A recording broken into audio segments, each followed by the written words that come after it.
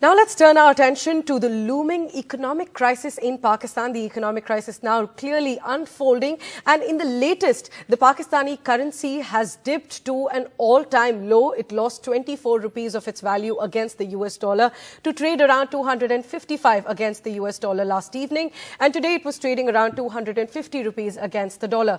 Now this fall comes as the government has ended its control over the rupee-dollar exchange rate as part of the IMF condition. Now what does this really mean?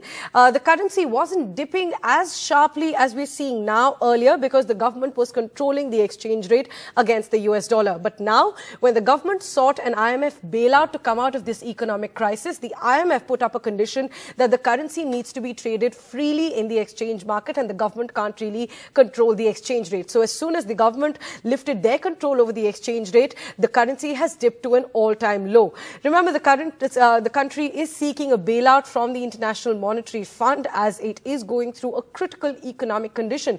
Let's just look at what's really happening in Pakistan and what's really behind this economic crisis. Well, there are serpentine queues for food and fuel amid a serious shortage of these essentials. People are literally fighting for these essentials, standing in long queues. The World Bank says that 6 million Pakistanis are facing acute food insecurity because of these very shortages. Now, why do these shortages why have these shortages come up and what's really behind them? The primary reason is that the country does not have forex reserves to pay for food and fuel imports. They don't have dollar reserves to pay for these essential imports, and that's why that is leading to a shortage of these products in the country. There's also nationwide power outages that are lasting for hours across the nation. The forex reserves are barely enough for 3 weeks of imports. The forex reserves have fallen 72% in just a matter of a year, and because of no payments that can be made to the imports, shipping containers with imports are stuck at the ports. This for a shortage of basic essentials is of course leading to inflation because with less supply you have more prices. Inflation is above 25%, which is the highest since 1970s, and a serious fear is whether Pakistan will default on their debt servicing like Sri Lanka, and the central bank has hiked their interest rate to a 24-year high, and one of the reasons that really pushed the Pakistan economy off the edge were the devastating 2022 floods that really destroyed their crops and food supplies as well. Now, Pakistan is seeking an IMF bailout as well, and the government has relaxed the currency controls on the Pakistan exchange rate, the Pakistani rupee exchange rate, in order to meet those conditions set by the IMF.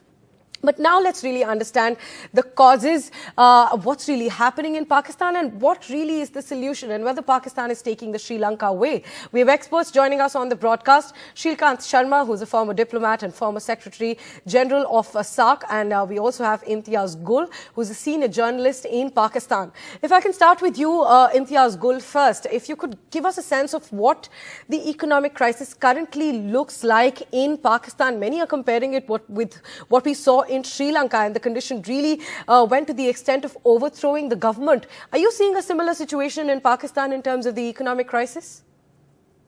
No, I think it will be an overstatement. Pakistan is not Sri Lanka.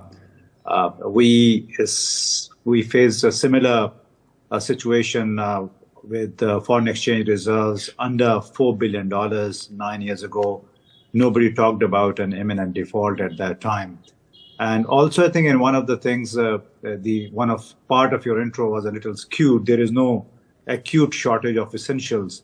There was a gap for a while about the wheat flour, but that was also bad management. It was hoarding, it was smuggling into Afghanistan. However, the problem basically rests in an imbalance in what Pakistan has and what Pakistan needs to spend. Pakistan earns less dollars than it needs, than it is spending. So this has created a situation with a dollar crunch, not enough dollars to pay for the imports. It also tried to contain the flow of imports into the country. It's down by 60%. And obviously, this is a story of long decades of bad financial management in which the ruling elites have been more addicted to borrowed money without going for structural reforms within the financial system. So that has created these gaps and this dire situation. Right. However, the IMF program perhaps is an opportunity, is in the adversity that finally it may force the ruling elites, the governments, all political parties into reforming the system in a way that it creates a balance between its revenues and expenditure. Right. Mr. Shilkant Sharma, if I can get you in on this, as we were just discussing that it's years of mismanagement of the economy, and we saw that the devastating floods last year really just pushed off the economy off the edge. But if we really talk about the deep-rooted causes because of this, that are behind this economic crisis, the floods, of course, just added to the problem, but the problem was deep-rooted and the economic crisis was unfolding. Can you tell us about the primary causes that were brewing through the last few years? I tend to agree with our Pakistani colleague in one matter, that Pakistan is not Sri Lanka. It is because, Pakistan is a large economy. About 200 million people, 220 million. So its size actually protects it in various ways. Now, this protection of the size actually has allowed the ruling establishment, unfortunately, to play ducks and drakes with the economy. And as our Pakistani colleague mentioned, they did not do structural reform which were needed. So as a result of the lack of structural reforms in the economy, as a lack of revenue collection, tax collection, there is a certain lack of coherence in their governance of the financial sector. For instance, just last week, there was a story about nearly $1 billion worth of imports of luxury items at a time when the country is facing a severe crunch on foreign exchange. And these items, it was mentioned, they were, high-end cars and, things of that sort. So apparently, right hand not knowing what the left hand is doing, or there is a certain lack of coherence. It happens in big countries. There is a problem they have to deal with. The second problem is, of course, the acuteness of the impact of the severe floods. And for that, Pakistan actually had gone to international donors, and they had a conference, and they mentioned how much money they need. And it is true, because the devastation was so sweeping that a country has to get support from their friends and creditors, right, to come on its feet. So these are the factors. And then, of course, these shortages. The biggest problem is the shortage in power. Again, a huge country like Pakistan, if there is a power shortage for a whole day, the power cut off for the whole day, then it is very unsettling. Right. They've been managing with deep power cuts, 20-hour or 16-hour power cuts in big cities. And that's a different matter. Because power cuts in the context of contemporary industry, it affects wider aspects of the society, like production is affected, and movement, and everything. So the grid collapse really is a very serious thing. And there, right, the problem is because they cannot have imported fuel due to shortage of foreign exchange. Right. So this is where there is certain ringing, consonance with what Sri Lanka faced, that they also didn't have money to import fuel and diesel and food. So right, that's why people jump to conclusions. Right, so multiple reasons really piling up to lead to this economic crisis. In a severe crunch. Right, so multiple reasons really piling up to lead to this economic crisis. Now, if we talk about solutions, Mr. Imtiaz Gul, the Pakistan government definitely seeking an IMF bailout. What do we know about the situation, and where that IMF bailout stands? We're being told, and we're reading that IMF has set up certain conditions, and one of those conditions was allowing a free exchange of the currency in the free market and free exchange rate determination. So where does that IMF bailout stand, and what do we know about the status of this till now? Well, currently the IMF package or the further loan is subject to a review of the current program, and that is likely to happen towards the end of the month. But the main demands like free floating exchange rate has been met. The government is about to impose billions, hundreds of billions of worth of new taxes.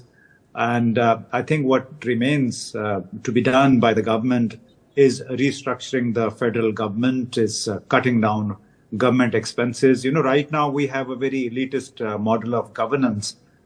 Despite this current currency crunch, we have like 78 ministers. Unlike India, for a population of 1.4 billion people, we are just 220 million, but still we have 78 ministers in the federal government. And in addition to that, the government is still doling out billions of rupees to like-minded members of parliament in the name of development schemes. And that is another sore point that is being raised in the media, that if the country is facing such a financial crunch, then why these funds are being doled out against the advice of an austerity committee that the current prime minister had set up for advice on how to run the government.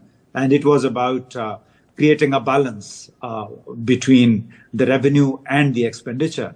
But somehow a lot of Pakistanis are hoping that the new IMF program and conditions may enforce an unwilling restructuring of government, and so that there could be a balance between the revenue and the expenditure. It's not going to be easy. It will, the problem is it will directly hit the poor man, the poor people, 80-90% of the country, whereas the ruling elites, the rich people, and most of the ministers, all official, they are very well placed.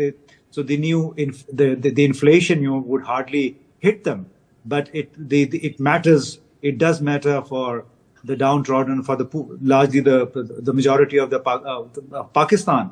So that is a big serious situation for the country, and one is only looking forward to better ways of governance by all political parties. Right, of course, so that IMF bailout is the hope for the Pakistani government and the common people.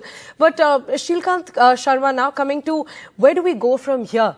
Where do you see the economic crisis going? How do you see it unfolding even further? Do you think it can only get worse, or do you think it has touched a low and things might be getting better from now on if an IMF bailout comes across? Or even if it doesn't, if it gets stalled even more, can the situation go even worse? How do you see this panning out in the future? In my perception, IMF bailout is essential, very necessary. And the IMF also will have to be a little more considerate about putting its conditions. Because, again, as I keep saying, Pakistan is a large country. IMF itself says 6 million Pakistanis are now facing acute shortages. Now, if they put those conditions on Pakistan government, then the government will not be able to help these 6 million, or, as was mentioned just now, the weaker sections of society, they take the crunch. So government perforce has to resist austerity up to a point. So that's one important point which IMF has to understand. And second, they have, completely prevented them from protection for currency. So because of that, it compounds, it's a double whammy, because currency downfall increases the cost of imports. And that's where the crunch is. So if you accept IMF's conditions, then IMF has to at least release the installment which is due, so that they can cope with the import requirement. So, I feel my limited understanding of economics and South Asia, I feel you need, in this present condition, consideration and sympathy for the people of Pakistan, because it's a large country. Right. So its creditors and IMF have to come out with support and not prescribe. It's not Argentina, where, the inflation goes into thousands of percentages. Right. And they come back. Because their economy is different, population is different. Right. It is Pakistan, where 200 million people plus, so you have to take everyone along. Right. And once there's a problem, definitely that IMF bailout is the ray of hope for Pakistanis and the government as well. Thanks very much, gentlemen, for joining us on that discussion. We'll see whether that IMF bailout pans out for the Pakistan government and for the people, as this economic crisis is really hitting the common man really hard.